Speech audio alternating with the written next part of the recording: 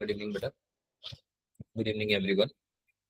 So I think आप लोगों को आइडिया होगा क्या पढ़ने वाले हैं आज हम, पता है? एनी आइडिया कौन सा चैप्टर पढ़ने वाले हैं आज? नहीं? Sir gravitation. हाँ, आज हम पढ़ने वाले ग्रेविटेशन। तो आप लोगों का देखो काफी सारे चैप्टर तो हो चुके हैं, है ना। अब वो हो चुके हैं से मेरा मतलब ये है कि उनके क्वेश्चंस उतने प्रैक्टिस नहीं हुए हैं हमारे, लेकिन एक बार हमने आइडिया ले लिया है कि होते क्या है चैप्टर्स, है ना, या उनके बारे में थोड़ी बहुत डिटेल हमें पता है। हमने टेस्ट भी दे लिया है, मेजर टेस्ट अब। तो बाय द वे कैसा हुआ मेजर टेस्ट, कुछ बताओगे? किसी से मेरी बात हुई नहीं है इससे ज्यादा। कैसा हुआ है मेजर टेस्ट? काफी अलग अलग मिक्स्ड आप लोगों की परफॉर्मेंस थी। कुछ बच्चों ने अच्छा किया काफी, कुछ बच्चों ने नहीं कर पाए। तो कोई इशू नहीं हो, तो खैर मेजर टेस्ट में काफी सारे चैप्टर्स आए थे।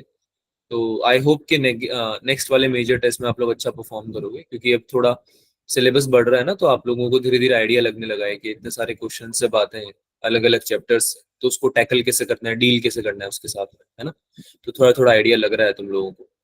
अगले वाले मेजर टेस्ट में मुझे उम्मीद है कि आप लोग अच्छा करेंगे, और अच्छा करेंगे मतलब। तो अच्छा किया जिसने भी, वेल डन। एंड जो बच्चे स्ट्रगल कर रहे हैं, जिनको मार्क्स इस बार लग रहे हैं कि कम आए, वो एनालिसिस जरूर करें।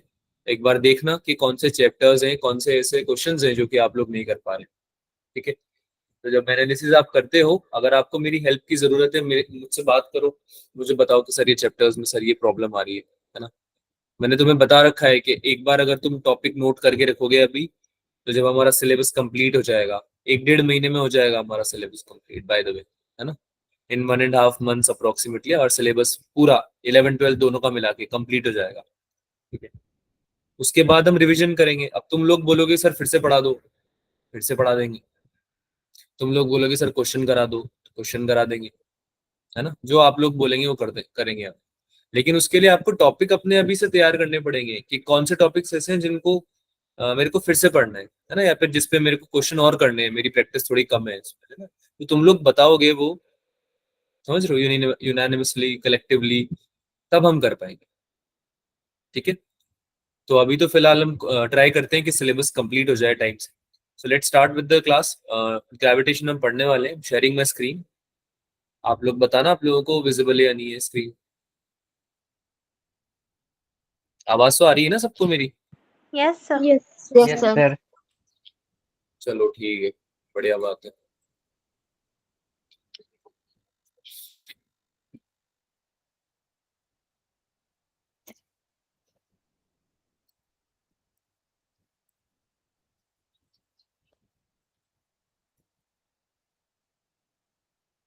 हाँ भाई, दिख रही है screen? Yes sir visible. Yes sir. बोले चलिए। तो ग्रेविटेशन पढ़ने वाला है आज हम, है ना। ग्रेविटेशन में क्वेश्चंस अच्छे खासे आते हैं। अभी लास्ट ईयर भी आया था, उसके पहले भी आया था। ठीक है, 1-2 क्वेश्चंस तो आ जाते हैं आपके। तो ग्रेविटेशन तुम लोगों को पता है वैसे तो क्या होता है, थोड़ा बहुत आइडिया भी है तुम लोगों को, लेकिन एक ओवरव्यू मिल जाए आज, उस हिसाब से मैंने इस चैप्टर को लिया है। आज ही हम इसको ट्राई करेंगे कंप्लीट करने का, ताकि हम उन थोड़ा बहुत टाइम उन चैप्टर्स पे दे सकें जिनमें क्वेश्चंस थोड़े ज्यादा बनते हैं, या जिनमें क्वेश्चंस थोड़े ज्यादा डिफिकल्ट पड़ जाते हैं। जैसे क्वेश्चन तो इससे भी आते हैं, इस चैप्टर से भी आते हैं, पर इसके क्वेश्चन आप कर पाओगे जनरली, है ना। चांसेस हैं कि आप सही कर लोगे इस क्वेश्चन, इस चैप्टर के। ठीक है, इतना ज्यादा बड़ा चैप्टर नहीं है, इतना ज्यादा डिफिकल्ट चैप्टर नहीं है ये। ठीक है। लेकिन कुछ चैप्टर्स ऐसे हैं जो बहुत बड़े हैं, अभी आने वाले हैं आगे, उनमें फिर हम थोड़ा टाइम देना प्रेफर करेंगे। ठीक है, तो इसको ट्राई करते हैं आज खत्म करने का। तुम लोगों को ऑलरेडी पता है ग्रेविटेशन में काफी चीजें। तो the motion of celestial body such as the sun, moon, earth, another planet etc has been subject of fascination since time immemorial। मतलब बहुत टाइम से हम सोचते थे कि इनका जो मोशन है ना, जैसे मूव कर रही हैं ये बॉडीज, या मूव कर रही हैं या नहीं कर रही हैं ये चीज भी इवन, तो काफी लोग सोचते थे कि ये कैसे होता होगा, है ना। इंडियन एस्ट्रोनॉमर्स भी काफी सारे एशियन टाइम से ये काफी अच्छी अच्छी चीजें बता चुके हैं, हमारे हमारे साइंटिस्ट भी इवन, है ना। जैसे कि आर्यभट्ट थे, उन्होंने फर्स्ट पर्सन थे was to certain said that all planets including the earth revolve around the sun. मतलब आर्यभट्ट ने बहुत, जाने कितने हजारों साल पहले, उन्होंने ही पहले ही बता दिया था कि भाई जो आपका जो प्लैनेट है ना, ये अर्थ और बाकी इवन और भी प्लैनेट जो हैं जिनको तुम ये जो शुक्र, शनि, मंगल ऐसे हिंदी में बोलते रहते हो, उस टाइम पे तो ऐसे ही बोलते थे ना उनको, तो बहुत बाद में हमने मर्क्यूरी, वीनस अभी बिल्कुल रिसेंटली चालू किया है बोलना, है ना। पहले तो बहुत टाइम तक तो ऐसे ही बोलते थे। और इवन ग्रहों को ऐसा माना जाता था कि जो माइथोलॉजी है, हिंदू माइथोलॉजी, उसमें तो आप लोगों ने सुना होगा कि भगवान के उसमें भी माना जाता है, भगवान के टर्म्स में, है ना, कि सूर्य देव हैं या ऐसे। तो ये हम बात क्यों कर रहे हैं इस सब रिस्पेक्ट में, क्योंकि हम ये जानना चाह रहे हैं कि हमारी हिस्ट्री क्या थी, है ना। पहले के टाइम पे जब ग्रेविटेशन हमने नहीं पढ़ा था, डिस्कवर नहीं किया था, तो हम क्या क्या चीजें मानते थे। साइंस प्रोग्रेस करती ना बच्चों, तो आपकी ब्रेन स्किल्स, एनालिटिकल स्किल्स भी प्रोग्रेस करती है ना, शनि देव, हाँ। ठीक है, तो काफी सारे ऐसे अलग अलग प्लैनेट्स को हम अज्यूम करते थे कि ये जो प्लैनेट है, ये जो हम देख पा रहे हैं हमारी अर्थ से, ये पक्का कोई ना कोई गॉड है ना, या फिर कोई अलमाइटी है। तो अलग अलग रिलीजन में अलग अलग तरीके से उनके बारे में बताया गया है, ऐसा नहीं, हिंदू माइथोलॉजी में और रिलीजन्स में भी कुछ ना कुछ उनके बारे में बताया गया है, प्लैनेट्स के बारे में, सन के बारे में, है ना। तो धीरे धीरे जैसे साइंस ने डेवलपमेंट किया, तो उन लोगों को ये समझ में आया कि these are the planets, these are some heavily mass massive bodies, है ना, जो कि क्या कर रही है, मूवमेंट कर रही है, मोशन कर रही है ना। तो specifically for the planets in our solar system, they started studying and they got this result कि भाई एक सन नाम का स्टार है, जिसको हम स्टार, ऑब्वियसली स्टार बोलते हैं हम सन को, क्योंकि वो बहुत ही मैसिव प्लैनेट है, एंड उसके और भी रीजन से स्टार क्वालिफाई होने के लिए। तो उसके अराउंड घूम रहे हैं हमारे प्लैनेट्स, है ना। ये बहुत बड़ी डिस्कवरी थी, ह्यूज डिस्कवरी, क्योंकि उस समय पता चला कि हमारे जो दिन हो रहे हैं, रात हो रही है ना, मौसम बदल रहे हैं, है ना, एक साल बदल जाता है एक रेवोल्यूशन के बाद में। तो ये सब क्यों हो रहा है, this is all happening because we are revolving around the sun, है ना। तो ये आर्यभट्ट ने तो बहुत हजारों सालों पहले ही बता दिया था, ये तो हमने अभी डिस्कवर किया है कुछ 200 300 400 साल पहले, है ना। केपलर थे एक, देखो यहाँ पे तुम्हें पता चलेगा, एक साइंटिस्ट थे जोहानस केपलर, है ना, एंड टाइको ब्राहे, इन्होंने स्टार्ट किया था बताना, इन्होंने स्टडी स्टार्ट की थी, ठीक है। तो इन्होंने कुछ बताया कि भाई जो प्लानिटरी मोशन है, उसके बारे में उन्होंने आइडिया दिया कि भाई जो प्लानिटरी मोशन है वो ऑपरेट कैसे होता है ना। और जो प्लैनेट्स हैं हमारे, क्या वो सन के अराउंड रिवॉल्व करते हैं या नहीं करते, है ना, करते हैं तो उनका मूवमेंट क्या होता है, ये सब वक्त के बारे में उन्होंने धीरे धीरे बताया। और फिर कुछ टाइम के बाद न्यूटन लॉ की हेल्प से हम लोगों ने, इवन न्यूटन ने यूनिवर्सल लॉ ऑफ ग्रेविटेशन दिया बच्चों, है ना, which was huge discovery, which held us understand the forces that operates in range. Range समझते हो ना आप लोग, कोई भी दो ऑब्जेक्ट हैं, उनके बीच में क्या फोर्सेस लग रहे हैं, और उनके बीच में क्या, मतलब जो जो कि उनकी रेंज बेस्ड है, यानी कि उनकी डिस्टेंस के ऊपर बेस्ड है। यानी कि एक दो ऑब्जेक्ट है, जैसे मान लो एक हमारा अर्थ हो गया प्लैनेट, और एक मून हो गया, तो अर्थ और मून के बीच में कोई ना कोई एंटेंगलमेंट तो होगा ही, सही ना, कोई ना कोई फोर्स इन्वॉल्व होगा। तो जो फोर्स इन्वॉल्व है, वो चीज कैसे वेरी करती है ना, उस चीज के बारे में हमने पढ़ना चालू किया। तो यूनिवर्सल लॉ ऑफ ग्रेविटेशन में हमने समझा कि कोई भी दो बॉडी है जिनका कुछ मास है और जिनके बीच में कुछ डिस्टेंस है, so they will be having this force which is called force of attraction, है ना, gravitational force of attraction. there will be that force which will be directly proportional to the product of their masses and inversely proportional to the square of distance between them। अब ये निकला कैसे, ये deduction कैसे निकला, क्योंकि उन लोगों ने देखना चालू किया है कि ये जो फोर्स है ना, ये जैसे ही मास बढ़ता है, दोनों दोनों मासेस का जो मल्टीप्लीकेशन है वो बढ़ता है, तो ये फोर्स भी बढ़ने लगता है। क्या आपको ये बात समझ में आई? Yes, sir. एक्सपेरिमेंट्स हुए थे कंडक्ट, और फिर उन्होंने देखा कि मास तो हम सेम रख रहे हैं, दो मास हम सेम रख रहे हैं, लेकिन जैसे हम डिस्टेंस को बढ़ा रहे हैं, ये फोर्स कम हो जा रहा है। तो फिर उनको एक और चीज पता चली कि ये डिस्टेंस पे भी डिपेंड करता है ना, दो ऑब्जेक्ट्स के बीच में, ठीक है। तो ये एक्सपेरिमेंट्स ने हमें बताया कि भाई जो फोर्स होता है आपका, फोर्स ऑफ अट्रैक्शन, ये क्या होता है भाई, F equals to G m1 m2 upon R square. ये तुम 10th क्लास में पढ़ चुके हो, 9th क्लास में पढ़ चुके हो, है ना, बचपन में तुमने पढ़ा है ये। इसमें कैपिटल जी जो होती है यूनिवर्सल ग्रेविटेशनल कांस्टेंट इसको बोलते हैं, सिंस ये कांस्टेंट रहता है यूनिवर्सली, है ना, और इसका वैल्यू होता है 6.667 × 10⁻⁻11। ये तुम सबको ही पता है ये सब चीजें। So this law holds good irrespective of the nature of two objects, यानी कि साइज कुछ भी हो, शेप कुछ भी हो, मास कुछ भी हो, सब चीजों पे ये फोर्स अप्लाई होगा all the times. That is why it is known as universal law of gravitation. यही बात समझ में आई? दो कोई भी मैसिव ऑब्जेक्ट्स हैं, अंटिल अनलेस हमने क्वांटम फिजिक्स में प्रोपोगेट नहीं किया था, क्वांटम फिजिक्स को हमने समझना चालू नहीं किया था, हमें रियलाइज होता था, हमें लगता था ऐसा कि भाई ये जो ग्रेविटेशन लॉ है ये हर दो बॉडी के बीच में जो भी फोर्स ऑफ इंटरेक्शन है उन पर लगता है। और क्लासिकल फिजिक्स में तो अभी भी लगता है। अगर तुम क्वांटम लेवल पे नहीं जाओगे ना, क्वांटम लेवल समझते हो ना बेटा, एक पार्टिकल के अंदर चले गए आप, है ना, एटॉमिक लेवल पे चले गए हो अब आप, है ना। तो जब तक आप क्वांटम लेवल पे नहीं जाओगे आपकी क्लासिकल फिजिक्स जो है वो हर जगह लग जाएगी, है ना। ग्रेविटेशनल लॉ जो है आपके वो हर जगह लगेंगे, है ना। बात समझ में आ रही है मेरी? Yes, sir. Yes, है ना। sir. That is why it is called universal. अब इसके बारे में बेसिक इन्फॉर्मेशन तुम्हें फिर से पढ़ाने की जरूरत नहीं है, ये एक इंट्रोडक्शन काफी था मेरे हिसाब से, है ना। आगे चलते हैं अब इसको, या फिर इसको पूरा डिटेल में पढ़ाऊं मैं कि भाई कैसे इसकी यूनिट आई, कैसे इसके डायमेंशंस आए, सब पढ़ने की आगे जरूरत sir. नहीं ना। हम बेटर ये होगा कि हम क्वेश्चन के थ्रू समझे चीजों को, है ना। और मेन मेन थ्योरी पढ़ लेते हैं क्योंकि थ्योरी ही बहुत ज्यादा है। ये चैप्टर भी पढ़ाने में 2 हफ्ते लगते हैं। अब जैसा कि मैं तुम्हें समझा चुका हूँ, हर चैप्टर को पढ़ाने में बेटा कम से कम 2 या 3 हफ्ते लगते हैं, कुछ चैप्टर्स में तो महीना लग जाता है ना। 11th में अगर आप पढ़ते हैं, लेकिन सिंस अब आप 12th के साथ ही 11th पढ़ रहे हो, तो हम ट्राई कर रहे हैं कि आपको एक ओवरव्यू दे पाए जिससे कि आप क्वेश्चन सॉल्व कर पाओ। बात समझ में आ रही है मेरी? Yes, sir. तो ये Yes, sir. हमारे को मिस नहीं करनी है, क्योंकि क्लासेस में तुम्हें ओवरव्यू मिलेंगे, कुछ क्वेश्चंस प्रैक्टिस हम करेंगे, इसके थ्रू इसकी हेल्प से आप अपनी प्रैक्टिस कर सकते हो, सेल्फ स्टडी करके 11th क्लास की प्रैक्टिस कर सकते हो, ताकि जब आपके मेजर टेस्ट होंगे तो आप क्वेश्चन सॉल्व कर पाओ, अटेम्प्ट कर पाओ उन क्वेश्चंस को। और ये धीरे धीरे प्रोसेस है बेटा। आज की तारीख में अगर आपके 300 350 मार्क्स आ रहे हैं ना, तो धीरे धीरे जो तुम प्रैक्टिस कर रहे हो ना उससे वो 400 450 बन जाएंगे। अगर ईमानदारी से पेपर दे रहे हो तो। कोई बच्चा अगर फॉर्मूला देख के चीटिंग करके दे रहा है, उसका मैं कुछ भी नहीं बता सकता। हो सकता है कि अभी वो 500 प्लस मार्क्स ला रहा हो और बाद में एग्जाम में उसके 200 मार्क्स भी नहीं आए। ऐसा बहुत ज्यादा चांस है कि ऐसा होने वाला है। फिर बाद में ब्लेम करते रहना, आप लोग टीचर्स को ब्लेम कर देना, या फिर आप पेरेंट्स को ब्लेम कर देना, पेपर को ब्लेम कर देना, पर सिलेक्शन तो नहीं होने वाला। तो जो बच्चा चीटिंग करके पेपर दे रहा है अभी, उसको मैं बस ये लास्ट बार बता रहा हूँ ये चीज कि अभी सुधर जाओ।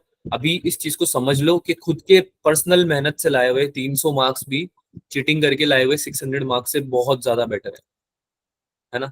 तो अगर आप अभी 300 350 ला भी रहे हो, आप कुछ टाइम बाद 400 450 लाने लगोगे, और उसके अगले टेस्ट तक या फिर आप ईयर एंड तक देखोगे ना खुद की प्रोग्रेस, 500 550 लाने लगोगे आप। आ सकते हैं। अभी 400 पे काफी सारे बच्चे हैं, काफी सारे बच्चे हैं जो 450 ला रहे हैं, 400 ला रहे हैं, 500 भी ला रहे हैं, है ना, आउट ऑफ 720 अपनी मेहनत से। I am not talking about दो स्टूडेंट जो कोई बीच में फॉर्मूला देख लेते हैं। मैंने तुम्हें मना किया है क्योंकि बीच में फॉर्मूला नहीं देखना है, तुम पढ़ के जाओ ना पहले से यार। तुमको जितना फॉर्मूला देखना है पहले से देख के जाओ, बीच में मत देखो। बीच में अगर पेपर के बीच में तुमने कुछ भी देखा ना, वो पेपर का वेस्ट है, फिर कोई मतलब नहीं है उस चीज का। और तुम समझो यार, जो तुमको पढ़ा रहे हैं वो तुमसे कितना ज्यादा बड़े हैं, कितना ज्यादा एक्सपीरियंस्ड है। मैंने कम से कम 6 7 साल तक मैं बच्चों को पेपर दिलवा रहा हूँ, खुद ने मैंने प्रिपरेशन करी हुई है। तो मुझे थोड़ा बहुत तो पता होगा ना बेटा, इतना तो ट्रस्ट कर सकते हो ना टीचर्स पे अपने, कि अगर कोई बात बोल रहे हैं तो हो सकता है सही हो वो। तो इस बात को समझो, अगर आप पेपर बिना चीटिंग के दोगे तो ज्यादा बेटर है आपकी ही भले के लिए, है ना, आपके ही सिलेक्शन के लिए। तो पहले से फॉर्मूला पढ़ के जाएं। और अगर मार्क्स कम आ रहे हैं अभी, तो डिमोटिवेट नहीं होना है। अभी तुम 11th पढ़ने लगे हो ना साथ के साथ, ये देखना तुम्हें बहुत फायदा करने वाला है आगे, तुम्हें आइडिया लगने लगा है। और जो जो बच्चे क्वेश्चन प्रैक्टिस करते हैं घर पे, यहाँ से ग्रेविटेशन पढ़ के गए तुम अभी, और घर पे तुमने कम से कम 15 20 क्वेश्चन एटलीस्ट तुमने प्रैक्टिस कर ली ग्रेविटेशन के, है ना। और टेस्ट से पहले जब टेस्ट होने वाला है तो ग्रेविटेशन की एक डीपीपी लगा ली पूरी। डीपीपी में होते 50 60 क्वेश्चन, ज्यादा भी हो सकते हैं। तो मैं गारंटी दे रहा हूँ तुमको, तुम्हारे मार्क्स इंप्रूव नहीं हो जाए तो 100% इंप्रूव होंगे बेटा, कोई चांस ही नहीं कि इंप्रूव नहीं हो आपके मार्क्स, है ना। So please understand this thing. You need to first attend the classes, then do self study. Self study में क्वेश्चन सॉल्व करना है, जो भी टॉपिक तुम पढ़ के जा रहे हो यहाँ से, है ना। इस चीज पे रिलाय मत करना कि सर ने ग्रेविटेशन पढ़ा दिया है क्लास में, अब ग्रेविटेशन छूने की भी जरूरत नहीं है, सीधे मेजर टेस्ट आएगा तब देखूंगा एक बार। जो भी बच्चा इस उसमें है, मिसकंसेप्शन में, मिसअंडरस्टैंडिंग में, उसके मार्क्स नहीं बढ़ने वाले या ना आने भी नहीं वाले जितने आना चाहिए। ठीक है। तो मैं आपको यहाँ पे केवल आइडिया दे रहा हूँ चैप्टर का, आपको प्रैक्टिस करनी है घर पे खुद से। इसी के साथ अब मैं आगे बढ़ रहा हूँ, इतना मेरे ख्याल से समझाने के लिए इनफ था। अगर आपको समझ में आना है तो आपको आ गया होगा अभी तक। ठीक है, चलें आगे चलें। Yes Yes, sir. sir. Yes, sir. तो न्यूटन लॉ के हिसाब से वेक्टर फॉर्म में आप gm1m2/r² के साथ आप क्या करोगे भाई, एक यूनिट वेक्टर को भी मल्टीप्लाई कर दोगे। यूनिट वेक्टर हम सबको पता है कि डायरेक्शन के लिए होता है बस, और कुछ उसका मतलब होता नहीं है ना। 1 के रिस्पेक्ट में 2 का क्या पोजीशन वेक्टर, कौन सा वेक्टर, यूनिट वेक्टर। ठीक है, ये हमने वेक्टर फॉर्म में लिखने के लिए किया है। तो आगे कभी वेक्टर के रूप में क्वेश्चन आता है, वेक्टर के फॉर्म में क्वेश्चन आता है, तो आप इस तरह से यूज कर सकते हो उसका। ठीक है, कि 1 के वजह से 2 पे कितना फोर्स लग रहा है।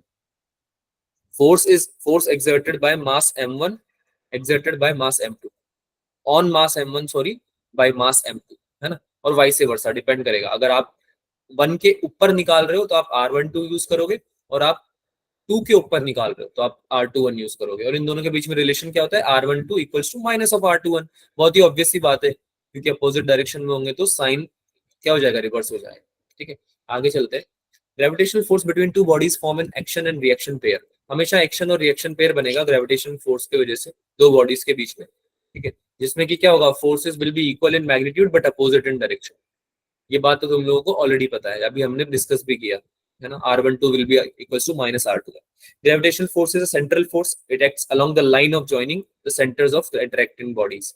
अब सिंस मासेस इन्वॉल्व है तो हमें पता है कि भाई जो मास का सेंटर है ना, बॉडीज का सेंटर है, उसके अलोंग जो लाइन जॉइनिंग है उसके थ्रू आपका ग्रेविटेशनल फोर्स लगेगा। यानी कि अगर आप इस बॉडी और इस बॉडी के बीच में ग्रेविटेशनल फोर्स डिफाइन करना चाहते हो, तो सेंटर से निकलने वाली जो लाइन ऑफ जॉइनिंग है उसके अलोंग आप बोलने वाले हो कि भाई ये है ग्रेविटेशनल फोर्स। ठीक है, ग्रेविटेशनल फोर्स बिटवीन, देखो यहाँ पे दिया भी हुआ है, gravitational force between two bodies does not depend on the presence of other bodies. यानी कि अगर आप m1 और m2 के बीच में निकालना चाहते हो ग्रेविटेशनल फोर्स कितना लग रहा है, तो आपकी अगर m3 कोई बॉडी है यहाँ पे, इसका कोई असर नहीं होने वाला, है ना। m3 कोई इन्फ्लुएंस कर रहा हो नहीं कर रहा हो, आप m1 m2 की जब बात करोगे तो m3 को आप कंसिडर करोगे ही नहीं, है ना। ये बात आपको समझनी है। Gravitational force is negligible in case of light bodies. अगर बहुत ही लाइट ऑब्जेक्ट्स हैं तो मास नेग्लिजिबल हो जाएगा, तो ग्रेविटेशनल फोर्स भी नेग्लिजिबल हो जाएगा। But becomes appreciable in case of massive bodies like stars and planets. लेकिन बहुत ज्यादा बढ़ जाता है अगर ऐसे स्टार्स और प्लैनेट्स जैसे बड़े ऑब्जेक्ट्स, है ना। Gravitational force is long range force. हमेशा इस बात को याद रखेंगे, ये बहुत ही इंपॉर्टेंट बात है, ये एक लॉन्ग रेंज फोर्स है। ग्रेविटेशनल फोर्स क्या है, एक लॉन्ग रेंज फोर्स है। That is gravitational force between two bodies is effective even if their separation is very large।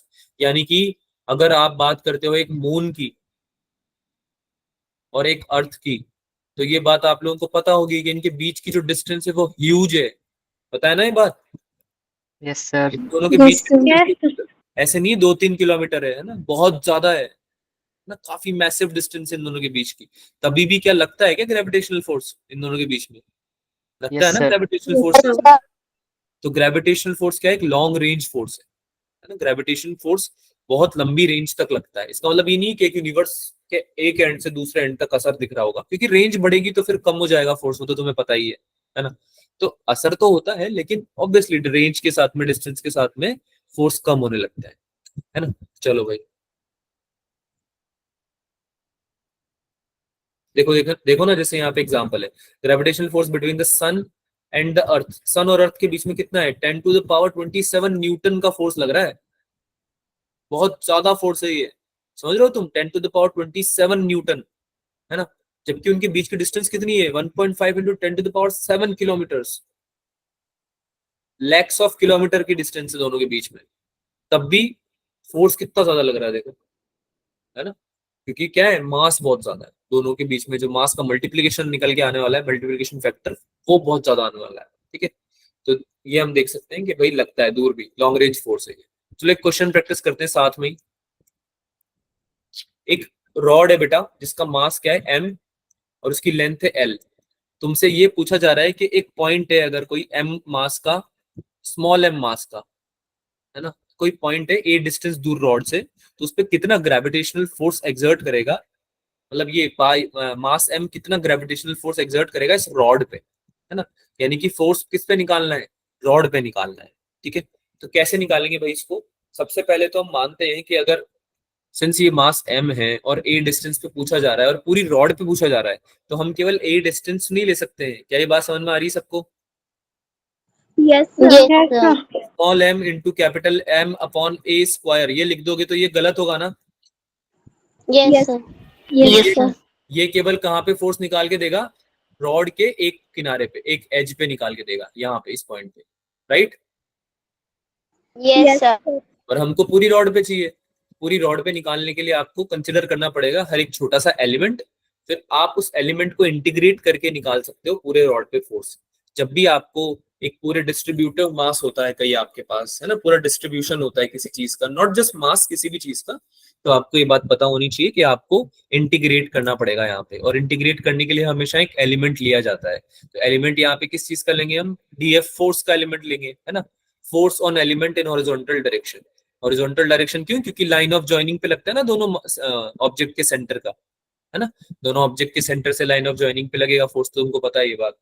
तो ये आपने क्या ले लिया यहाँ पे, डिस्टेंस ले लिया, एक्स डिस्टेंस, कहाँ से, एक रॉड की एज से, है ना।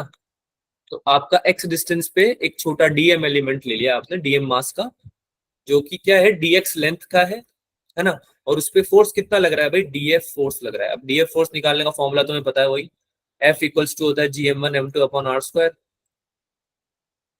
यही होता है ना F, gravitational force. Yes, sir. Yes, sir. क्या हो जाएगा, कैपिटल G इंटू स्मॉल, एक GM1 कितना है भाई, ये तो डीएम लिया है हमने, है ना, छोटा एक एलिमेंट जिसका मास डीएम है, और ये M तो है ही सही, जिसकी वजह से हमें निकालना है, तो वो तो M हो जाएगा, है ना।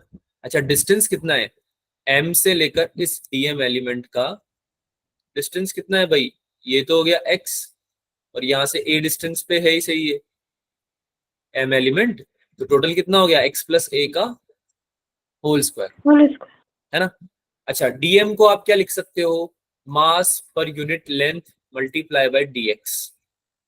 ध्यान से समझो, अगर आप पूरी लेंथ है, इस पूरी लेंथ एल लेंथ का रॉड है, और इस पे आप किसी एक पॉइंट पे निकालना चाहते हो कि कितना मास भरा हुआ है ना, कितना मास फील्ड है, तुम कैसे निकालोगे भाई, पूरा मास लो, पूरा मास कितना है M, है ना, पूरा मास लिया M, इसको डिवाइड अगर कम कर देंगे पूरी लेंथ से, तो क्या किसी एक पॉइंट पे निकल जाएगा, पहले तो ये बताओ, Yes, sir. है ना। Yes, sir. अगर आपको कोई ये बोले ना किसी एक पॉइंट पे निकालो मास, तो आप क्या बोलोगे, मास पर यूनिट लेंथ, यही है, ये जो डेंसिटी है, मास पर यूनिट लेंथ है, यही है आपकी लीनियर मास डेंसिटी, है ना। लेकिन तुमको डीएक्स लेंथ पे भी निकालना है, क्योंकि आपका जो डीएम एलिमेंट है वो केवल एक पॉइंट नहीं है, उसकी कुछ लेंथ है। कितनी लेंथ है बच्चों इसकी डीएम की, DX. डीएक्स लेंथ है, तो आप डीएक्स से मल्टीप्लाई कर दोगे कि ये लो भाई, मास पर यूनिट लेंथ हमने एक पॉइंट के लिए तो निकाल ही लिया था, तुम बोल रहे हो कि भाई पॉइंट नहीं है लेंथ है, तो लेंथ से मल्टीप्लाई कर देते हैं, डीएक्स पे निकल जाएगा। तो समझ में आया सबको, ये dm M by L into dx कैसे आया। Yes, sir. हमने बेसिकली ये निकाला है इससे कि जो डीएक्स लेंथ है, जो डीएक्स लेंथ है, उस लेंथ पे कितना मास सिचुएटेड है, लोकेटेड है ना, एक्यूमुलेटेड है ना, कितना मास भरा हुआ है, बेसिकली रॉड का कितना मास उस डीएक्स लेंथ पे है, ये हमने निकाला है। कैसे निकालेंगे, M upon L into dx, समझ में आ गया होगा सबको ये, है ना। आगे भी फ्यूचर में भी अगर ऐसी कोई चीज यूज होगी, डेंसिटीज वगैरह, तो तुमको मेरे ख्याल से अब समझ में आने लगी होगी कैसे यूज करनी है, राइट। चलो भाई फोर्स निकाल लेते हैं, इंटीग्रेट कर देंगे डीएफ को ऑब्वियसली, है ना। अब इंटीग्रेट कहाँ से कहाँ तक करेंगे, 0 से L तक करेंगे, क्योंकि रॉड की लेंथ ही 0 से L है। क्या बात समझ में आ रही है सबको ये वाली, Yes, sir. Yes, sir. Yes, sir. हमने जो डीएम लिया है वो भी तो डीएक्स लेंथ पे ही लिया है, तो अगर हम पूरी 0 से L तक इंटीग्रेट कर देंगे डीएम को, तो हमें क्या मिल जाएगा भाई, पूरी लेंथ पे मिल जाएगा फोर्स कितना आ रहा है ना। चलो निकालते हैं, G into capital M into small m into dx, क्योंकि हमने डीएम को रिप्लेस किससे कर दिया, M upon L into dx. सबको दिख रहा है, अरे Yes, sir. इसको हमने Yes. यहाँ पे डाला है ना, डीएम की जगह हमने क्या डाला है, ये डाला है ना। तो ये आपको integrate GM upon M upon L तो आपका बाहर आ जाएगा, और इंटीग्रेशन किसका होगा, केवल डिस्टेंस का, dx upon x plus a का होल स्क्वायर।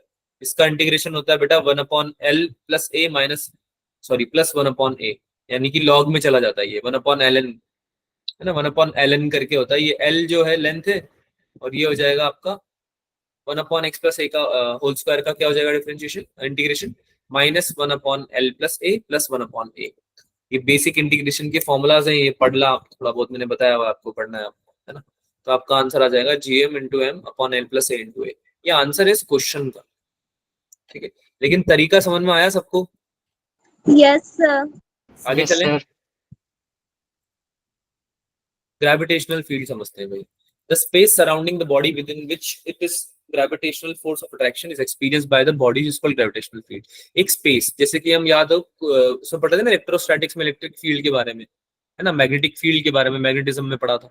वैसे ग्रेविटेशनल फील्ड भी होती होगी, है ना, कोई स्पेस जहाँ पे आपका ग्रेविटेशनल फोर्स एक्ट करता है। क्या ये बात समझ में आ रही है? Yes, Yes, sir.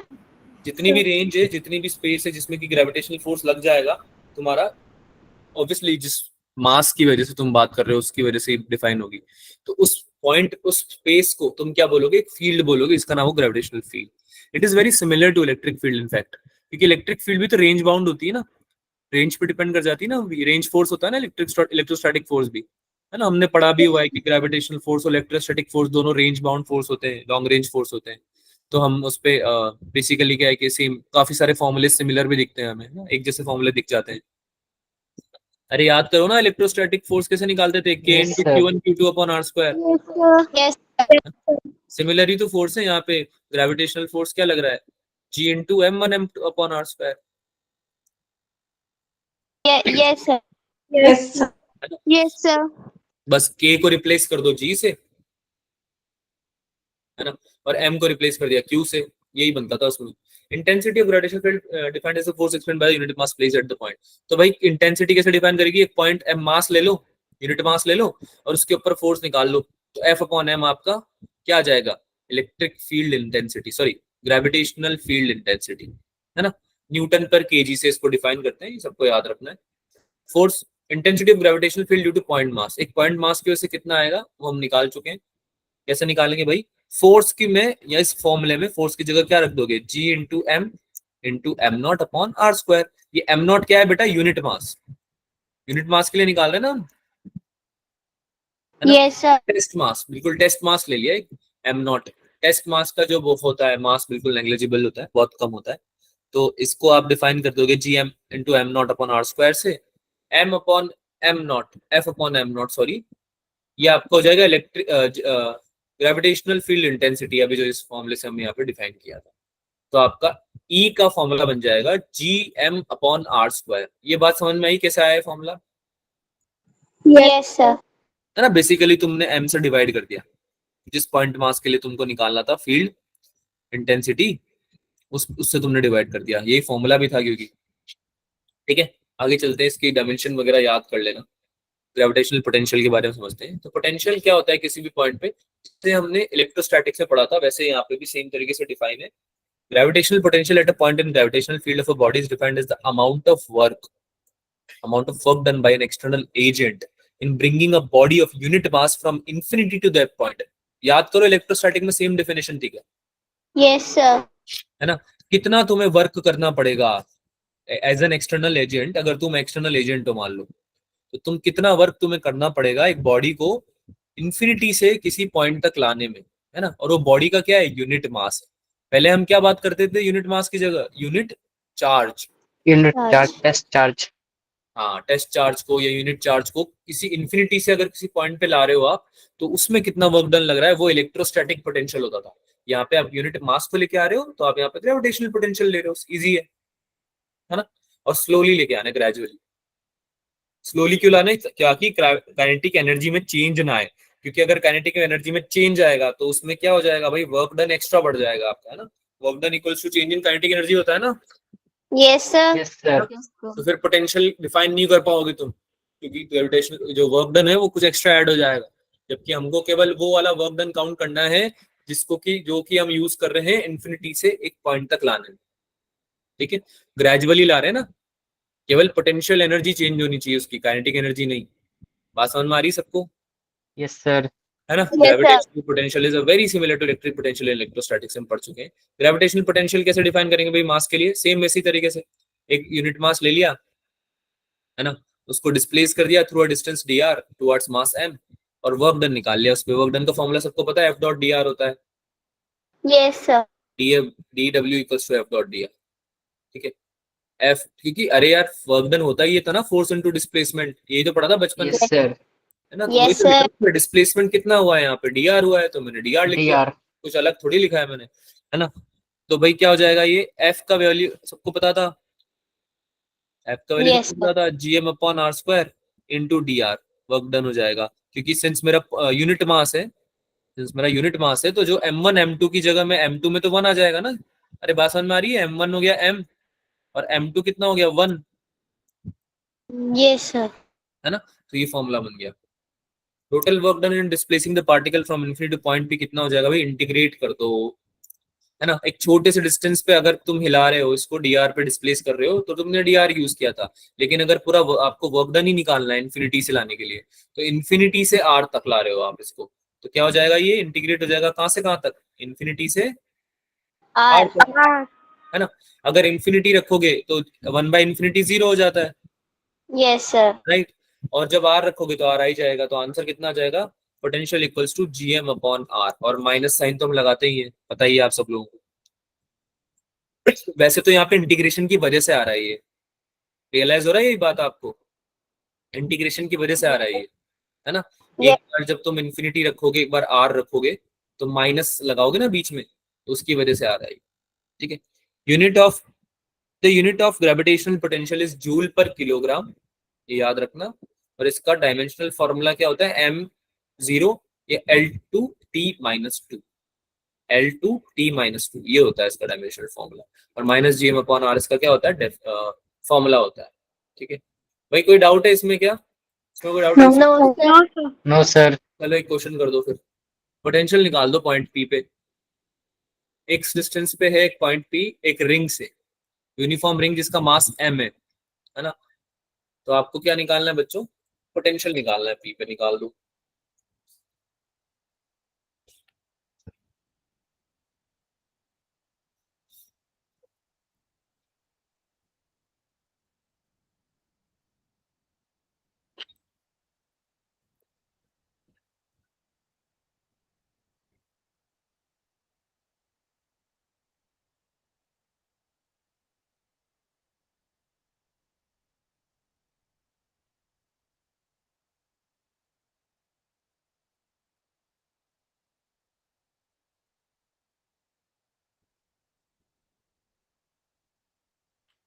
सेंटर पे भी निकाल देना, सेंटर पे कितना आ रहा है,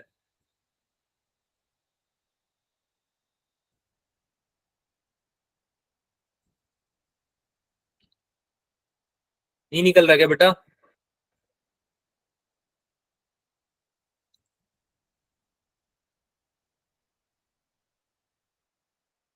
बेटा आंसर नहीं आया अभी तक किसी का, क्या कर रहे हो यार, आवाज आ रही है मेरी सभी को? Yes, sir. yes sir तो Yes, sir. आंसर भी नहीं आया अभी तक, तो फॉर्मूला बेस्ड क्वेश्चन है।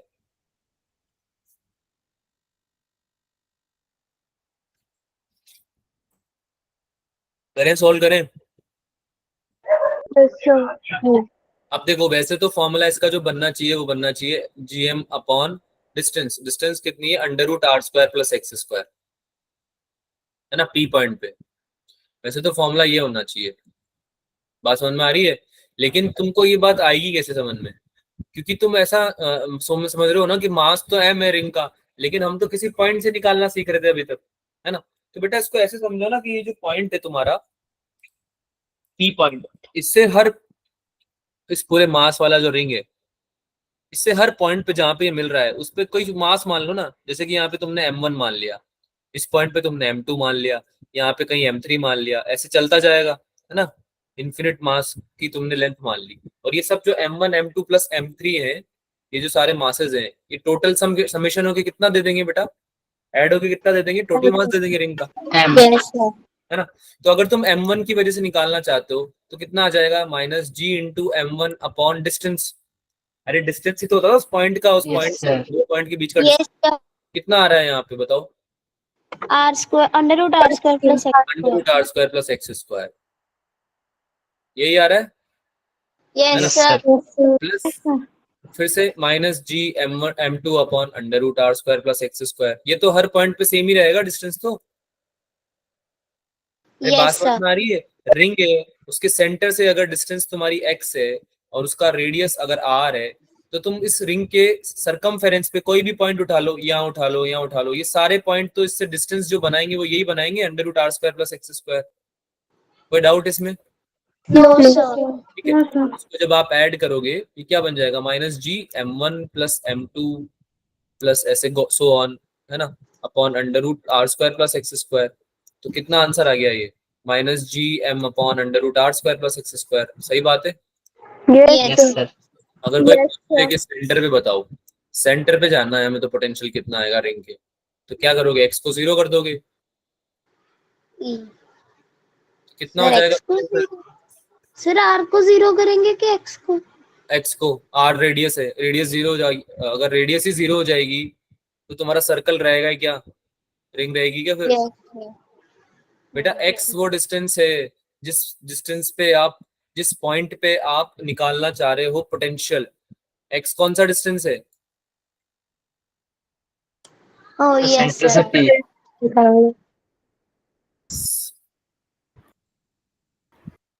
एक्स वो डिस्टेंस है जिस डिस्टेंस पे आप निकालना चाह रहे हो ग्रेविटेशनल पोटेंशियल, है ना, तो वो डिस्टेंस Yes. को 0 करोगे ना तुम रिंग के सेंटर से, तभी तो सेंटर पे निकल के आएगा। तो क्या हो जाएगा सेंटर पे भाई, formula minus GM by R. R.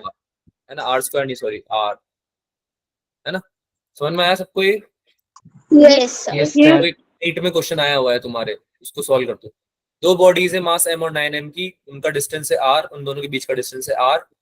Gravitational potential on the line joining the bodies where the gravitational field is equals to 0 will be what.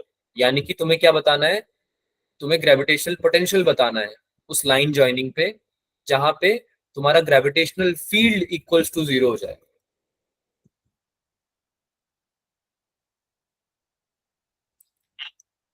समझ में आया question? Yes, sir.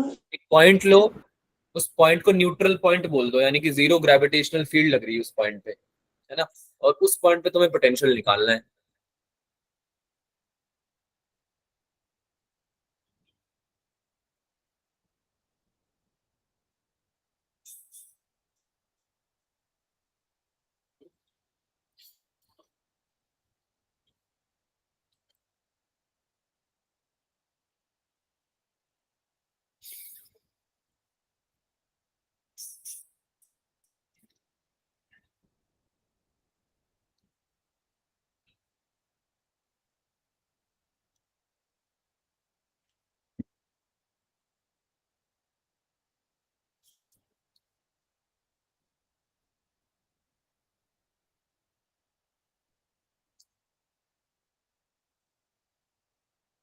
Position of neutral point निकाल पाओगे क्या?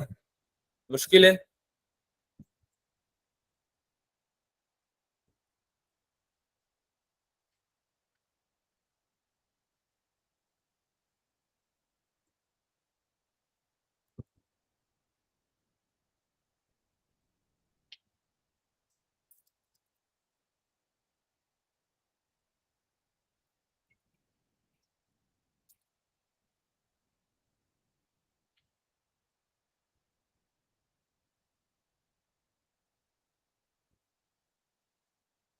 बेटा solve करके बताऊं?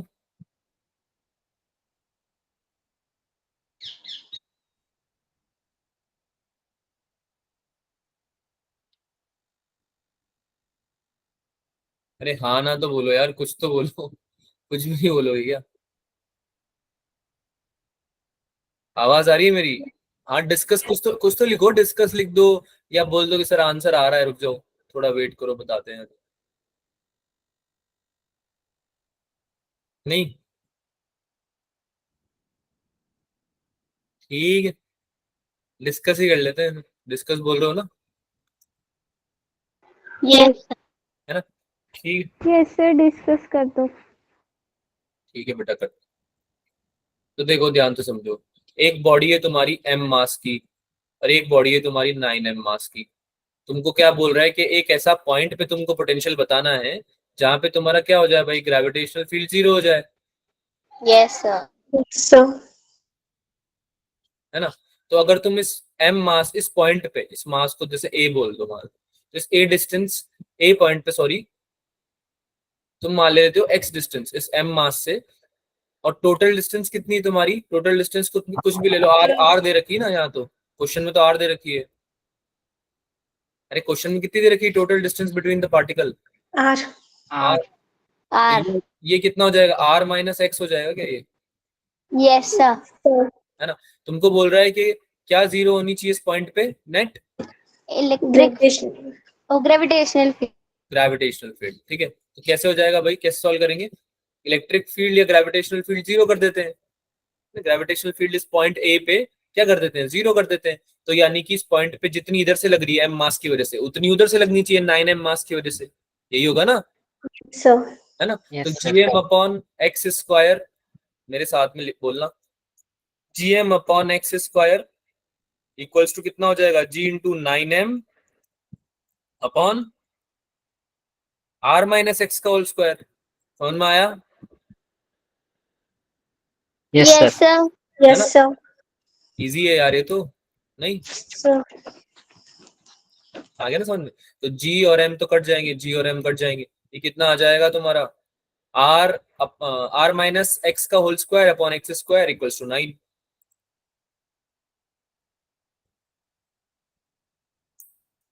यही आएगा? अरे यही आएगा ना? तो r minus X upon X कितना आ जाएगा? 3 आ जाएगा।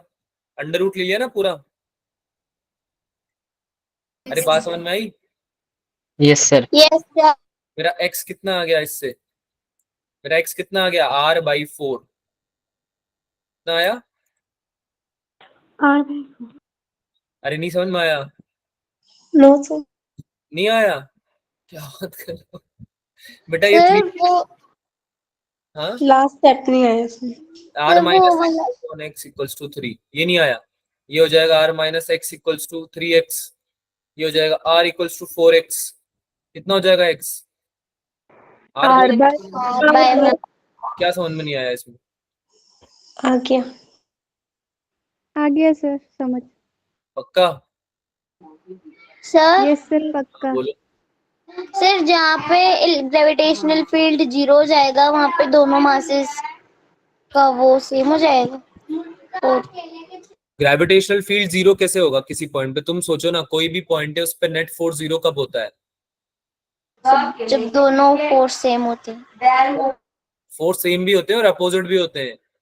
अगर यहाँ पे Yes. 10 न्यूटन से इधर खींच रहा हूँ तो 10 न्यूटन से इधर खींचना पड़ेगा मुझे अपोजिट डायरेक्शन में, तब इस पॉइंट पे क्या हो जाएगा? नेट फोर्स जीरो हो जाएगा।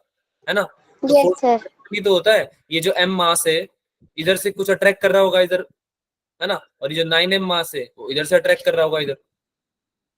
Yes, sir. ग्रेविटेशनल फोर्स लिखूंगा इस पॉइंट पे मैं, ठीक है? इस पॉइंट पे ग्रेविटेशनल पोटेंशियल लिखना है ना मुझे, तो gm अपॉन Yes.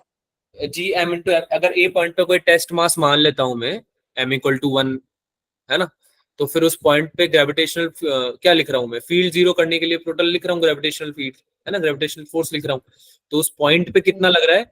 m की वजह से लग रहा है gm upon R X square, और 9m की वजह से लग रहा है g into 9m upon R minus X का होल स्क्वायर। और दोनों बराबर होने चाहिए ताकि उस पॉइंट पे जीरो रह जाए। बात समझ में आई? Yes, sir. ठीक है, तो हमारा वो डिस्टेंस निकल गया है भाई, r/4 डिस्टेंस निकल गया है कि r/4 दूरी पे रखो ए को, तब जाके ऐसा होगा कि ए पे आपका नेट ग्रेविटेशनल फील्ड कितना हो जाएगा? जीरो हो जाएगा। जी। पोटेंशियल तो निकाला ही नहीं है, पोटेंशियल तो निकालो पहले, है ना? इस ए पॉइंट पे पोटेंशियल निकालोगे ना, क्या हो जाएगा अभी पोटेंशियल ए पॉइंट पे? Minus G M upon R minus G M upon X, sorry, potential निकाल लेना हम ए पे। अरे बात समझ में आ रही है? पोटेंशियल निकाल लेना हम ए पे, yes minus G M upon X minus G into 9m upon R minus X, दोनों की वजह से होगा ना बेटा? Yes, sir. अरे बात समझ में आ रही है? इस पॉइंट पे जो पोटेंशियल होगा वो तो दोनों की वजह से होगा, दोनों मासेस की वजह से, या एक की वजह से ही होगा? तुम बताओ, एक की वजह से होना चाहिए केवल? दोनों की वजह से। दोनों की वजह से होगा ना, ऑब्वियस सी बात है। अब हमको x की वैल्यू पता चल गई है, तो x की जगह r/4 रखो और बहुत ही प्रेम मोहब्बत से आंसर निकालो। आपका माइनस पोटेंशियल एट ए कितना आ जाएगा? -16 gm अपॉन आर। अब इसको सॉल्व कर लेना यार, हो जाएगा सॉल्व ये? Yes, sir. Yes sir. Answer आ जाएगा। इसमें कुछ नहीं करना बेटा, इसमें केवल x की जगह आपको क्या रखना है? r/4। उसके बाद तो solve क्या बेटा? अरे आगे बढ़े या कुछ पूछना है? Sir sir. जब हम 9m के नीचे जो r माइनस एक्स लिखा है उसमें जब x की वैल्यू डालेंगे तो वो तो r माइनस r आ जाएगा, 4 तो ऊपर चल जाएगा। है बेटा r माइनस एक्स में अगर आप x की जगह r/4 डालोगे, कैसी बातें करते हो यार, मेरे को तो डर लगने लगता है। तो ये r माइनस r/4 बनेगा ना? Yes sir. तो इसमें एलसीएम लेके ऊपर भेजोगे ना या डायरेक्ट भेज दोगे तुम इसको ऐसे ही? नहीं एलसीएम लिख। फिर ये 4r माइनस r/4 बनेगा। जब नीचे 3r जब तक तुम नहीं भेजोगे ना, जब तक नीचे 3r नहीं लिखोगे, तब तक इस 4 को ऊपर भेजने की परमिशन नहीं है तुम्हारे पास। आई बात समझ में? Yes sir. ऐसा घोर अन्याय कर मत देना, वरना माफ नहीं करेगा आपको यार। और रात को जब सो रहे होंगे ना तो ग्रेविटेशनल फोर्स ज्यादा लगेगा, नीचे गिर जाओगे बेड से। आई बात समझ में? ऐसा पाप मत करना, एलसीएम जरूर लेना, है ना? चलो ओके। आगे चले। Yes, sir. Yes sir. Yes, sir. चलो आगे चलो। Relation between gravitational field and potential. अब ये रिलेशन तुमको पता है पहले से। अगर इलेक्ट्रिक फील्ड ई होती है, वी होता है पोटेंशियल, तो डीवी आपका हो जाता है minus E dot D are, है ना? Work done by external force है, क्योंकि ये यूनिट मास को एक इन्फिनिटी पॉइंट से एक पॉइंट तक लाने में, ठीक है? तो ये डीवी क्या हो जाएगा आपका? Minus E dot D R. E पता है सबको क्या है? Electric field. इलेक्ट्रिक फील्ड से आ Electric गई। field strength. Gravitational field. Gravitational field की बातें हो रही Gravitational है field. इसमें। हाँ एग्जैक्टली, ठीक है। तो ई क्या हो जाएगा? Minus DV by D R. ये फॉर्मूला याद रहेगा, तुम्हें पता है वैसे पहले से ये फॉर्मूला, ठीक है? Yes, sir. Yes sir. किसी पॉइंट पे gravitational field at any point is equal to the negative gradient at that point, है ना? किसी पॉइंट पे ग्रेविटेशनल फील्ड क्या होती है? नेगेटिव ग्रेडियंट होती है, dv by D R, minus of dv by D R factor, ठीक है? चलो अब ग्रेविटेशनल पोटेंशियल एंड फील्ड निकालते हैं अलग अलग ऑब्जेक्ट्स के लिए। तो भाई रिंग के लिए की हो जाती है minus G M upon R, formula होता है। तो रिंग के लिए अभी अभी तुमने निकाल के बताया मुझे, R square plus X square का अंडर रूट, है ना? Yes, sir. हाँ बेटा अभी तुमने ही तो निकाल के बताया है पोटेंशियल की, minus G M upon under root R square plus X square, वही तो लिखा हुआ है यहाँ पे। ए स्क्वायर की रेडियस हो गई और आर इसकी डिस्टेंस हो गई, है ना? Yes sir. ठीक है, तो वही Yes, sir. लिखा हुआ है यहाँ पे, सेम वही चीज लिखी हुई है, घबराना मत इसमें बिल्कुल भी। इलेक्ट्रिक इलेक्ट्रिक बोलो, ग्रेविटेशनल फील्ड अगर हमें निकालनी है तो हम बस वेक्टर फॉर्म में निकाल लेते हैं और कुछ नहीं होता difference. Minus G M one M two minus G M R upon A square plus R square की पावर 3/2 इंटू आर कैप, है ना? कैसे निकाला है? Minus DV by D R से। ये ई कैसे निकला है? ये वी लिया, इसका क्या कर दिया? Minus DV by D R, differentiate कर दिया इसको आर के रिस्पेक्ट। बात समझ में आई सबको? Yes, yes sir. Sir. Yes Yes, sir. sir. तो ये निकल के आया। या फिर इसको minus G M cos theta upon X square भी लिख सकते हो। कैसे निकाला है? बस कुछ वो ट्रिग्नोमेट्री यूज करिए बेसिक, ठीक है? तुम भी कर सकते हो, उसमें कोई डिफरेंस दिक्कत वाली बात नहीं। समझने वाली बात जो है उसमें ये है कि gravitational field will be maximum at a distance of R equals to plus minus A by root 2। ये बहुत इंपॉर्टेंट लाइन है, यानी कि जब आप डिस्टेंस को radius divided by root 2 plus minus लोगे तो आपका मैक्सिमम ग्रेविटेशनल फील्ड निकल के आएगा। क्या बात समझ में आई? ग्राफ Yes, से भी sir. देखो हम देख पा रहे हैं, ये जो ग्राफ बन रहा है आपका, ये आपका जो मैक्सिमम आ रहा है ना, मैक्सिमम वो आ रहा है ए बाई रूट 2 पे, है ना? देखो फिर से नीचे गिर गया, फिर आया बड़ा मैक्सिमम आया, फिर कम हो गया। तो ये हमेशा ए बाय रूट 2 पे प्लस हो या माइनस हो, दोनों पे आपका क्या हो जाता है? मैक्सिमम हो जाता है, ठीक है? अगर हम uniform infinite uniform linear mass distribution की बात करें तो हम लीनियर मास डेंसिटी का यूज लेने लगते हैं, ठीक है? यहाँ पे जो थीटा नॉट होता है वो पाई बाय 2 के बराबर हो जाता है, थीटा नॉट यानी डिस्प्लेसमेंट आपका, ठीक है? And nothing that noting that lambda equals to m upon 2l in case of a finite rod। finite rod के केस में हम क्या करते हैं भाई? आधा मास मान लेते हैं m/2, है ना? आधा मास मान लेते हैं सेंटर पे और फिर उसका हम क्या निकालते हैं? Linear mass density lambda. तो ये m/2l हो जाता है in case of finite rod. Field intensity हम क्या लिखते हैं? 2g लैम्डा अपॉन डी, ठीक है? ये फील्ड इंटेंसिटी भी वहीं से आई है, minus DV upon D R से। तो ये सब फॉर्मूलाज जो है आपको याद रखने की जरूरत है, सच है नहीं, आप लोग निकाल लेना जब भी आए कोई भी नया चीज, है ना? और इसको एक बार रीडिंग जरूर लगा लेना, ठीक है? ये मैंने यहाँ पे लिखा हुआ है देखो, इन सबको एक्सक्लूसिवली मैं डिराइव करूं इस चीज की जरूरत है नहीं। तो आप लोग, मैं आपको क्या बता रहा हूँ कि जो डिफरेंट ऑब्जेक्ट्स वाला मॉड्यूल में है ना पॉइंट, सुन रहे हो सब लोग? Yes, sir. Yes, तो sir. Yes, sir. जैसे कि मैंने उसके लिए बोला था ना, लेंसेज और मिरर के सारे वो Yes, sir. पढ़ लेना एक बार, इमेज फॉर्मेशंस है ना, वैसे इसको भी देख लेना एक बार। ठीक है, चलिए भाई, क्योंकि सब चीजें बेटा कवर कर ही नहीं जा सकती। अगर आप सोचो कि हर चीज के डेरिवेशन के साथ सर बता दें तो फिर वो एक क्लास में नहीं हो पाएगा। आई होप आप इस चीज को समझते होंगे, है ना? Yes, sir. Yes, sir. कुछ चीजों को Yes, हम भी एक sir. बार वीडियो से समझ सकते हैं। ठीक है, अच्छा, ग्रेविटेशनल पोटेंशियल एनर्जी क्या होती है भाई? Potential energy of two mass system is equal to the work done by an external agent in assembling them. यानी कि दो मास है, अगर उनको आपको असेंबल करना है, यानी कि वो एक जगह से दूसरी जगह लेके आना है, तो जो पोटेंशियल एनर्जी में चेंज आएगा आपकी, या जो पोटेंशियल एनर्जी आपकी स्टोर होगी, है ना, वो क्या कहलाएगी? Gravitational potential energy. और इसका फॉर्मूला क्या होता है? Gm1m2 upon R square, force का फॉर्मूला हो गया। पोटेंशियल एनर्जी का फॉर्मूला क्या होता है? U equals to minus Gm1m2 upon R. ठीक है, कैसे निकालेंगे इसको? वही वर्क डन होता है सिंस ये, तो एफ डॉट डी आर करके निकाल लेंगे, इंटीग्रेट कर देंगे डीडब्ल्यू को इन्फिनिटी से आर पॉइंट पे लाने के लिए। तो ग्रेविटेशनल पोटेंशियल एनर्जी क्या हो जाएगी? Minus G M into M upon R. अब पोटेंशियल और पोटेंशियल एनर्जी में कंफ्यूज मत होना। पोटेंशियल क्या होता है भाई? वर्क डन कितना हुआ है ना, वर्क डन कितना हुआ है एक पॉइंट से दूसरे पॉइंट पे लाने में। और पोटेंशियल एनर्जी क्या होती है? वो भी वर्क डन ही होता है, पर वो स्टोर्ड होती है ना, कितनी एनर्जी स्टोर हुई है। अभी यहाँ पे हम एनर्जी की बात कर रहे हैं, इसकी बात कर रहे हैं, Energy. ठीक है।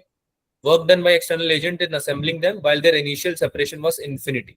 तो दोनों हैं, दोनों सेम चीज है, दोनों वर्क डन ही है ना। पोटेंशियल एनर्जी हम बस इसलिए बोलते हैं क्योंकि वो एनर्जी की हम बात कर रहे हैं स्पेसिफिकली। पोटेंशियल में हम एक तरह से बात कर रहे होते हैं कि भाई कितना वर्क डन किया है हमने। तो दोनों चीजें सेम है, बस अलग अलग नाम से डिनोट किया गया है। ठीक है, एक में एनर्जी से डिनोट किया गया, एक में वर्क डन से डिनोट किया गया है। ठीक है, चलो भाई आगे चलते हैं। अब जो मेन बात है पोटेंशियल एनर्जी का जहाँ यूज आएगा, एक तो फॉर्मूला ये याद कर लेना, ये इंपॉर्टेंट है ना, कि भाई इन्फिनिटी से किसी पॉइंट पे लाने में कितना वर्क डन हुआ है, minus G M into M upon R. और इंक्रीज कैसे होता है? इंक्रीज कैसे निकालते हैं? External work done equals to change in potential energy. क्या लिखते हैं हम? External work done net equals to change in potential energy. यानी किसी भी बॉडी की final potential energy minus initial potential energy लिख देना। जैसे कि यहाँ पे हमने GM upon R E plus H लिखा है। एम ई क्या है बेटा इसमें? Mass of earth. क्या है? Mass of Earth. Mass of earth. और आर ई क्या है यहाँ पे? रेडियस ऑफ अर्थ। सही है, समझ में आ रही बात है ना? Yes, sir. तो हमने क्या किया भाई? चेंज कर दी पोटेंशियल एनर्जी। एक पॉइंट पे थी GME upon R plus H, क्योंकि वो एच डिस्टेंस और ऊपर था। समझ में आ रहा है ना सबको? यहाँ से यहाँ तक तो आर तो था ही सही, रेडियस तो था ही सही, प्लस एच डिस्टेंस और ऊपर था। तो आर प्लस एच लिख दिया तुमने, और माइनस कर दिया आर से, यानी कि जहां से तुम लेके आ रहे हो, फाइनल से लेके आ रहे हो और इनिशियल तक लेके आ रहे हो। तो इनिशियल पे आते आते एच तो उड़ जाएगा, केवल आर ही बचेगा। तो इसको जब आगे सॉल्व करोगे तो तुम्हारा क्या आ जाएगा भाई? Work done external, external work done equals to delta U equals to GME into M upon R E into 1 minus 1 plus H upon R E का की पावर -1।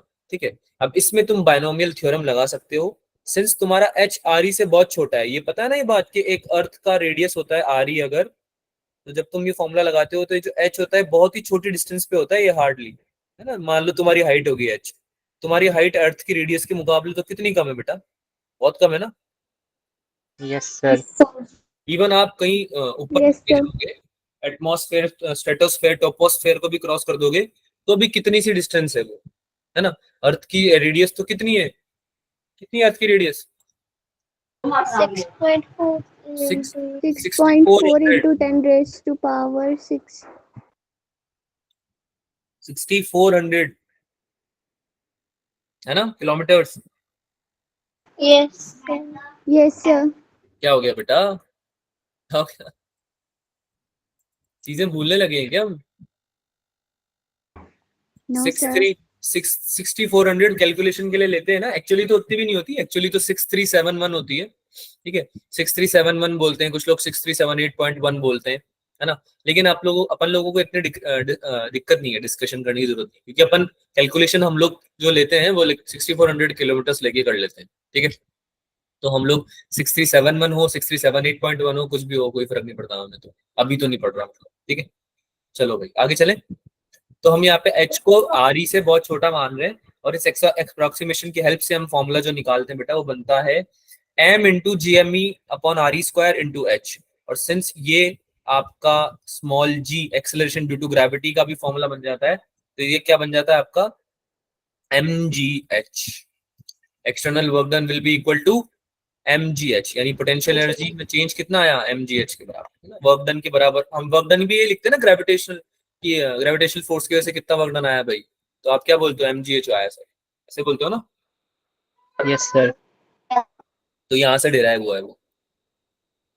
आगे चलते हैं।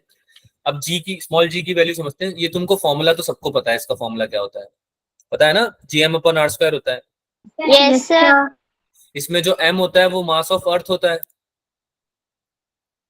ना, या कोई भी प्लैनेट, जिस प्लैनेट की आप जी की बात कर रहे हो, और ये हो गया रेडियस। ठीक है, अब यहाँ पे हमने अर्थ के लिए डिफाइन किया है तो मैं अर्थ लिख रहा हूँ। अगर मून के लिए डिफाइन होगा तो तुम मास और रेडियस अर्थ का मत ले लेना, फिर तो मून का लोगे ना, है ना। Yes, sir. और यहाँ पे जो हमने फॉर्मूला ये डिफाइन Yes, किया sir. था, ये आया किससे था, work done external equals to change in potential energy, work energy theorem से ही आया था ये, है ना।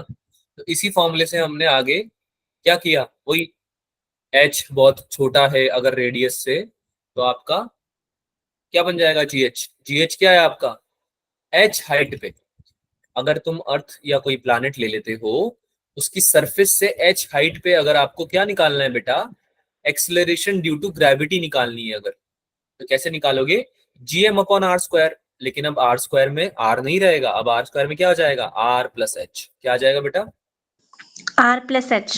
लेकिन R इसको भी plus आप H. अप्रोक्सीमेशंस की हेल्प से क्या लिख दोगे, g into 1 minus 2h upon R ई, है ना।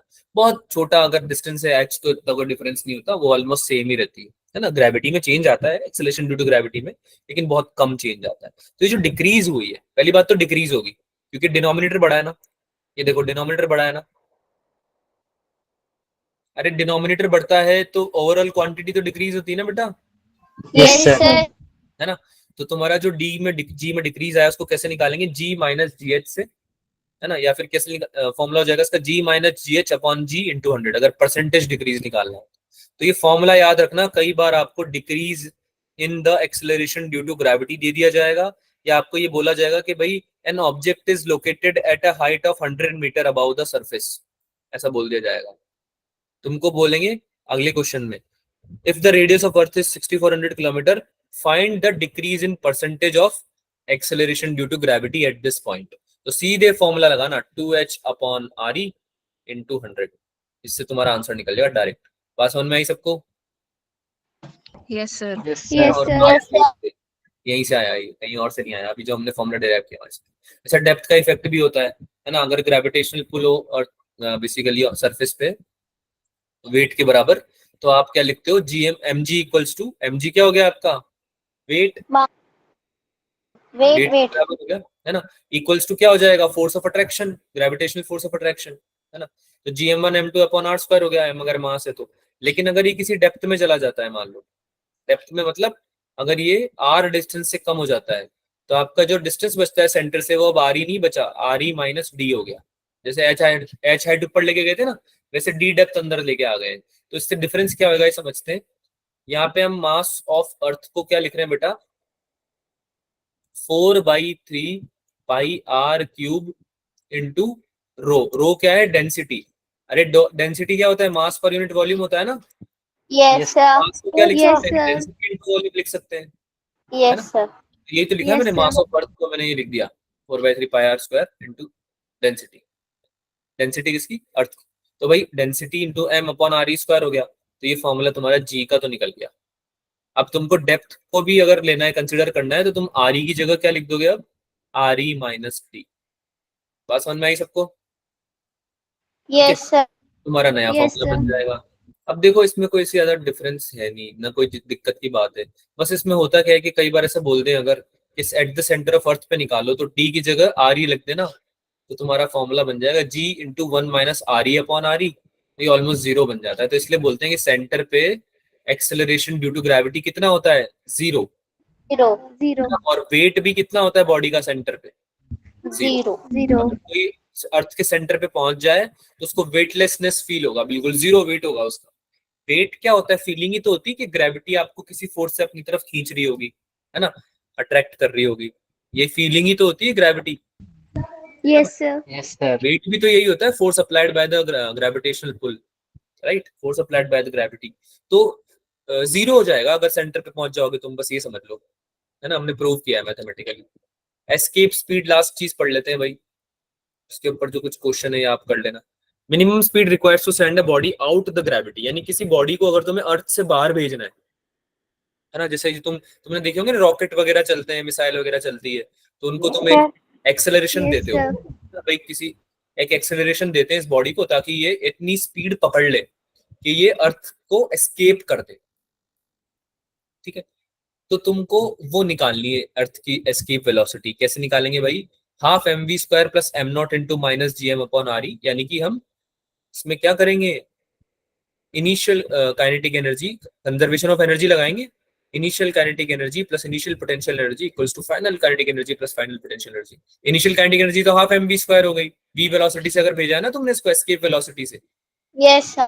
तो हाफ mv² हो गई प्लस इनिशियल पोटेंशियल एनर्जी की m0 इंटू माइनस gm/re, अभी पढ़ा है हमने, ग्रेविटेशनल पोटेंशियल एनर्जी का फॉर्मूला यही होता है, माइनस gm/re, है ना। और m0 हमने से लगाया क्योंकि हम m0 दूर दो बॉडी के बीच में निकालते हैं ना पोटेंशियल, तो एक बॉडी का थोड़ी होगा पोटेंशियल एनर्जी केवल, है ना, इन्फिनिटी पे लेंगे ना हम कोई बॉडी, उसके कंपैरिजन में निकालेंगे, तो बॉडी m0 है, वो इन्फिनिटी पे जो बॉडी है, right. Zero plus m0, zero क्या हो गई इसकी फाइनल काइनेटिक एनर्जी, क्योंकि हम अज्यूम कर रहे हैं कि जब ये इसकी क्या हो जाएगी भाई, काइनेटिक एनर्जी जीरो हो जाएगी तो ये एस्केप कर जाएगा, है ना, फिर और फर्दर वेलोसिटी नहीं चाहिए इसको, फिर तो ये स्पेस में अपने आप ट्रैवल करेगा। बात समझ में आ रही सबको? Yes, sir. Yes, sir. Plus final potential energy की जो हम ले रहे हैं वो ले रहे हैं m0 into minus gme/r tending towards infinity. Final मतलब कब? जब ये अर्थ से निकल के किसी इंफिनिट डिस्टेंस पे चले जाए, और इंफिनिट डिस्टेंस पे हम क्या ले रहे हैं, r को टेंडिंग टुवर्ड्स इंफिनिटी, क्योंकि एग्जैक्ट इंफिनिटी तो हो नहीं पाएगा, है ना, पर हम अप्रोक्सीमेटली ले रहे हैं कि भाई इंफिनिटी मान लो, बहुत दूर मान लो, ऐसा मान लो कि भाई अर्थ से निकाला तुमने किसी ऑब्जेक्ट को एस्केप वेलोसिटी से और बहुत दूर चला गया, बहुत दूर चला गया, है ना, तो भाई ये तो जीरो हो जाएगा डिनोमिनेटर, तो इधर इधर का मामला बचेगा तुम्हारा। तो ये कितना हो गया भाई, फॉर्मूला क्या बन गया, √2gm0/r। r क्या है इसमें? रेडियस ऑफ द प्लैनेट यहाँ पे, है ना, या फिर जैसे यहाँ पे अर्थ दे रखा है तो रेडियस ऑफ अर्थ, है ना। कैपिटल m0 क्या है भाई? मास ऑफ, अच्छा, ऑब्जेक्ट क्या है? Object sir. √2gm/r, बेटा मास ऑफ अर्थ। सर पर अर्थ वाले मास को तो ई से अगर आप अर्थ के लिए निकाल रहे हो तो, अगर आप किसी ऑब्जेक्ट के लिए निकाल रहे हो, किसी ऑब्जेक्ट के लिए निकाल रहे हो किसी भी जगह पे, तो फिर आप उसका ऑब्जेक्ट का लोगे, ओके सर। ठीक है। अगर आप अर्थ के लिए निकाल रहे हो तो फिर आप अर्थ का मास लोगे। Okay sir. हाँ सर वो जो फाइनल काइनेटिक एनर्जी थी वो जीरो क्यों ली? फाइनल काइनेटिक एनर्जी इसलिए जीरो ली क्योंकि आपने अपना अज्यूम किया है कि आपकी सारी काइनेटिक एनर्जी किसमें कन्वर्ट हो जाए, पोटेंशियल एनर्जी, है ना, उस पॉइंट पे जाके जहां पे आपका जो अर्थ से जितना भी आपने स्पीड दिया था, एस्केप वेलोसिटी जो दी थी, वो जीरो हो जाए, है ना, सारी जो है जाके पोटेंशियल में कन्वर्ट हो जाए, यानी कि तुम इन्फिनिटी पे भेज दो बेटा उसको। सोचो ना, कोई बॉडी को तुमने इन्फिनिटी पे भेज दिया तो फिर उस पॉइंट की कोई स्पीड रहेगी क्या, और फर्दर जा पाएगा क्या आगे? वो नहीं जा पाएगा। हाँ, तो तुम उस पॉइंट को कंसिडर कर रहे हो ना बेटा, उस पॉइंट पे तुम पोटेंशियल एनर्जी लिखना चाहते हो, तो उस पॉइंट पे काइनेटिक एनर्जी तो जीरो होगी, सही यस सर। ना। इन्फिनिटी पे जाके भी तुम उसको स्पीड देते रहोगे क्या? फिर तो वो और आगे चला जाएगा इन्फिनिटी के भी आगे, वो तो पॉसिबल ही नहीं है, यस सर। है ना। तो इसलिए लेते हैं, तो हमको याद रखना है ये फॉर्मूला, कि एस्केप वेलोसिटी फॉर अर्थ कितना होता है, 11.2 किलोमीटर पर सेकंड, निकाला है हमने ये वैल्यूज पुट करके। फॉर्मूला क्या होता है, √2gm/r। क्या बात समझ में आई सबको? Yes sir. Yes, sir. पक्की बात, Yes, sir. Yes, sir. Yes sir. है ना। Escape speed does not depend on the mass of body which is projected, angle of projection दोनों पे डिपेंड करती नहीं है ये, तो यहाँ पे अगर आप एस्केप वेलोसिटी निकाल दो बेटा, यहाँ पे ME ही आना चाहिए वैसे मेरे हिसाब से। ठीक है, ME क्यों लिखा है यहाँ पे, क्योंकि ये प्लानिट का है। जो प्लानिट अगर आप कोई और ले रहे हो ना, तो आप उस प्लानिट का फिर M ले लेना। बात समझ में आई? Yes, sir. प्लानिट Yes, का, sir. ठीक है। तो यहाँ पे आपका ये बन जाएगा √2gm/r, और डिपेंड किस किस पे करेगा ये, मास ऑफ द प्लैनेट पे और रेडियस ऑफ द प्लैनेट पे, है ना, और position from where the particle is projected, इस पे भी डिपेंड कर जाएगा। क्योंकि अभी हमने पढ़ा ना डेप्थ और हाइट का भी फर्क पड़ता है, H और D का। अगर सरफेस के ऊपर से फेंक रहे हो या नीचे से अंदर से फेंक रहे हो, है ना, उसका भी फर्क पड़ जाएगा। तो पोजीशन, क्योंकि वो G पे असर डाल देगा तुम्हारे, अरे बात समझ में आ रही है, पोटेंशियल एनर्जी पे भी असर डाल देगा वो तुम्हारे, है ना, अगर तुमने कोई ज्यादा ही ऊपर से फेंक दिया, ज्यादा नीचे से फेंक दिया तो। ठीक है, तो मास बहुत कम असर डालेगा, ऑल्दो इफेक्ट बहुत कम होगा, पर होगा। तो मास और साइज ऑफ प्लैनेट, इन दो चीजों पे मेनली डिपेंड करता है। ये डिपेंड किस पे नहीं करता, मास ऑफ द बॉडी पे और एंगल ऑफ प्रोजेक्शन पे। आगे चलें। Yes sir. Yes, sir. एक क्वेश्चन है, इस क्वेश्चन को आप होमवर्क ले लो, ये आप करके आना, सिंस हमारा टाइम हो चुका है।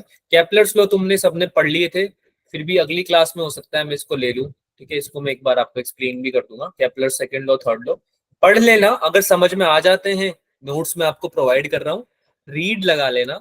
अगर समझ में आ जाते हैं तो हम इसको स्किप कर देंगे, अगर समझ में नहीं आते हैं तो मैं यहाँ से स्टार्ट करूंगा। बात समझ में आई? ये दो Yes, टॉपिक है, sir. Yes, Kepler sir. Law और जियोस्टेशनरी सैटेलाइट, ये दो टॉपिक है, इसके ऊपर एक क्वेश्चन भी है ना, ये लास्ट बचा है बस। इसके बाद आपका आज ग्रेविटेशन हो चुका है कंप्लीट। फिर से बता रहा हूँ, अगर आपको समझ में आ गया थ्योरी से तो आप क्वेश्चन कर लेंगे, उस पर हम अगला चैप्टर स्टार्ट कर देंगे। अगर नहीं आया तो फिर हम यहीं से कंटिन्यू करेंगे। ठीक है, yes Yes, sir. sir. Question ठीक है। नेक्स्ट क्लास में हम क्या पढ़ेंगे बच्चों? Kepler's law. क्या पढ़े बताओ? इलास्टिसिटी वगैरह पढ़ लेते हैं Yes. ना, इलास्टिसिटी, विस्कोसिटी, अब वही बचा हुआ है मेरे ख्याल से। इलास्टिसिटी, विस्कोसिटी, फ्लूइड वगैरह, सरफेस टेंशन वगैरह, वही बचा हुआ है अब तो तुम्हारा, है ना, बाकी तो वही गया है।